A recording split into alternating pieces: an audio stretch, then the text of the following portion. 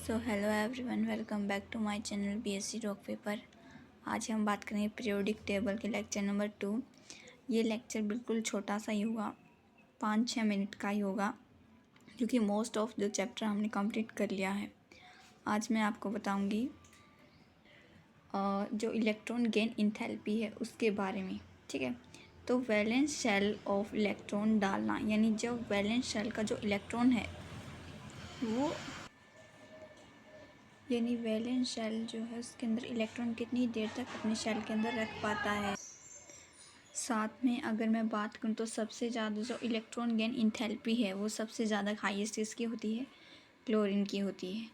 और across the period, जैसे जैसे हम एक्रॉस द पीरियड जाते हैं तो वो इलेक्ट्रॉन गेन इंथैल्पी क्या होती है, इंक्रीज़ होती रहती है।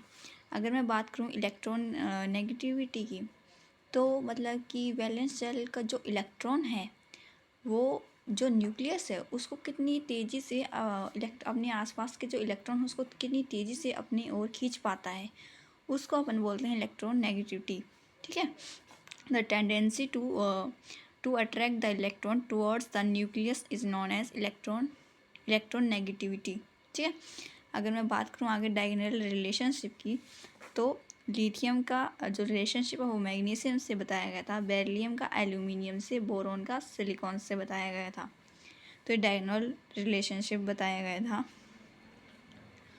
और अगर मैं बात करूँ तो आपसे ये पूछ लिया जाएगा, जो लोथर मेयर साइंटिस्ट थे वो कहाँ के साइंटिस्ट थे, जर्मन के थे और केमिस्ट थे एक, ठीक है। और इसकी अगर मैं बात करूँ तो ये क्वेश्चन बन सकता है, the behaviour of lithium is similar to the magnesium, this sort of similarity is commonly refer to. यही बात की गई है कि सिमिलरिटी देखने को मिली थी लिथियम और मैग्नीशियम की। ये किसने बताया था, कौन से रिलेशनशिप ने बताया था, तो डायगोनल रिलेशनशिप ने हमें बताया था, ठीक है। और अल्कली मेटल वो आप सबको पता ही होगा, एटॉमिक नंबर को किससे रिप्रेजेंट करते हैं, एटॉमिक मास को किससे रिप्रेजेंट करते हैं, तो वो आपको अपने आप से खुद से कर लेना है, ठीक है।